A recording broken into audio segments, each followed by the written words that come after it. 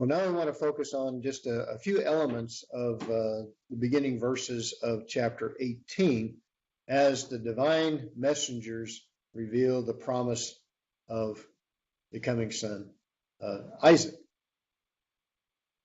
So we have the language Vayirah, beginning of chapter 18, verse 1. Elav Adonai, Elonei, Mamre, so that now God appears again, and Abraham is enabled to see. So one of the things to note in verses 1 and 2 is, and other places throughout Scripture, is the use of this verb ra'ah.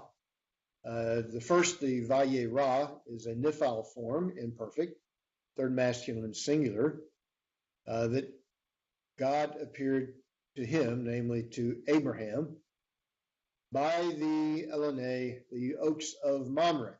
So he's down again in the southern portions of the land of Canaan. Mamre, we remember, is near Hebron, which is about midway between Jerusalem and Beersheba. Beersheba fully down in the biblical Negev, the southern region. And again, that Abraham is just kind of there hanging around, and what is he doing? He is Yoshev, he is sitting by the Petach HaOhel, by the entrance to his tent in the heat of the day. One of the fascinating things is always look at aspect, it's not necessary to the text to talk about the fact that this was the middle of the day, but it sets up a kind of time setting. The heat of the day would be typically early afternoon, typically between say 11 o'clock and 3 o'clock in the afternoon, when one might typically in the Middle East be taking, as they say in Mexico, a siesta, taking a nap, a rest time. So here's the circumstances set up. He's kind of, sitting, he's resting near the entrance to his tent as it's in the heat of the day. So he's probably in that covered tent flap entrance area, trying to stay out of the heat of this particular day. We're not told the season, but it is hot, home, Arabic ham, or sometimes it's described as hama, very, very warm. And but again, the other part is that it presents the very, very real setting of the Bible. So it's like when we had the discussion about the birds of prey that come down when the animals have been cut open in chapter 15. This is a normal kind of everyday occurrence. You leave dead animals out in the open, and birds of prey carry on, come to eat them. But here he's in the heat of the day, and as he is resting by the entrance to his tent, he lifts up his eyes, Vayisa Einav, and then the cow form of Ra'ah, Vayar, and it is repeated in the second line of this. So there's an interesting phasing of the verbs through verse 2. He lifts up his eyes. He sees. What does he see? He sees 3 men. Behold, 3 men, nitzavim, sitting, a nifal participle. They're standing. Abraham was sitting. He sees them standing in front of him, facing him. Sometimes the preposition al can mean a variety. I wouldn't translate it that they were standing over him, though it's possible. You might see the perspective if he is sitting and they're standing over him, but opposite him. So he comes face to face with the approach of these 3 men. And what does he do? He sees, he runs, and he meets them as he goes away from So there's a distance between them. So they're not literally standing over him, because then this second line doesn't make sense. But they use twice of vayar and then vayaratz. Again, the Calvin Perfect, that he runs to greet them, to meet them. And again, the verb kara is an interesting verb, because it can mean to read, R-E-A-D, like you read a book. But it all depends upon the suffixes, whether pronominal suffixes or sometimes a object of the verb introduced by a laman, as compared to kara le versus kara al and other verbs, changes the meaning of the essential nature of the verb kara. But here, Abraham, as your commentaries emphasize, is the model of hospitality. Again, those of you, if you had a chance to visit the Middle East, and particularly among varieties of family, the honorific attitude and display of hospitality is a very important part of the culture. So Abraham now is portrayed as, even in the midst of the heat of the day, he'll get up and run out to greet visitors. And then what does he do? What's fascinating here, he lifts up, so you have this upward look, he sees, he runs in order to meet them.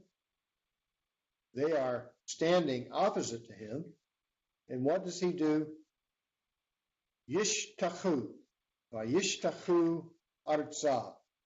He bows down, and again, that comet's hay on the end, that directional hay, he bows down to the ground. Now this vayishtak is a very fascinating word. There are two very, very close Hebrew roots that have similar meaning. And one of the important parts in this discernment of meaning, and also the mechanical process of parsing verbs, is very important. So this particular form, vayishtachu, is a hithpael. And I remember the hithpael, a verb that begins with a shin, or a similar, what we call shibboleth, an aspirated dental consonant, shibboleth or shibboleth. The tav switches places with the s or shin valve. Consonant, the shin consonant. So it's, instead of yitshcha, it is yishtaka. It's easier to say. And so the verb root is shacha. And of course, there's so many verbs that end in a hay. The hay drops off, and then you have the added suffix ending, that he bows down before them to the ground. There is a second very similar Hebrew word that would be, you would add a vav. So instead of yishtaku, there is the verb that the root is chava, that is found much more often in the Hebrew Bible than shacha, though there were earlier grammars and dictionaries and lexicons that mislabeled or misparsed the verb chava, but it's in a very unique form, the hishtafel. Now, you may or may not in your Hebrew grammar, or even in your intermediate grammar, had exposure to the hishtafel form.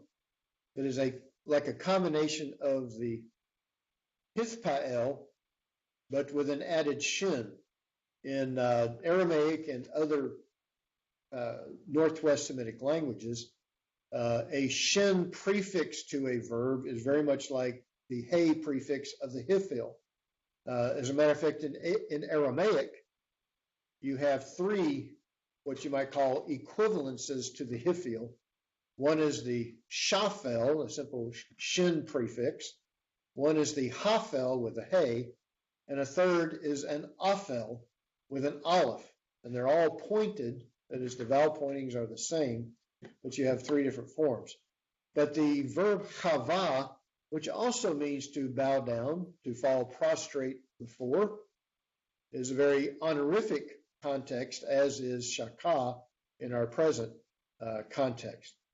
But the Hishtafel form of kavah is probably the most often used for bowing down, which involves paying worshipful homage or paying honor or worship to an individual or to God of an honorific position. And so the verb kavah in the Hishtafel is very fascinating. It is the only word in the Hebrew Bible that takes on this prefixed form of the Hishtafel. There are no other Hishtafels in the Hebrew Bible but the verb kavah. Now, just tell you, the only way that you know the difference between the root kavah and the root shakah is if there is a vav which is consonantal. A vav consonant is going to mean that you have a chava form rather than a shakha form. Now, we stop. Yes.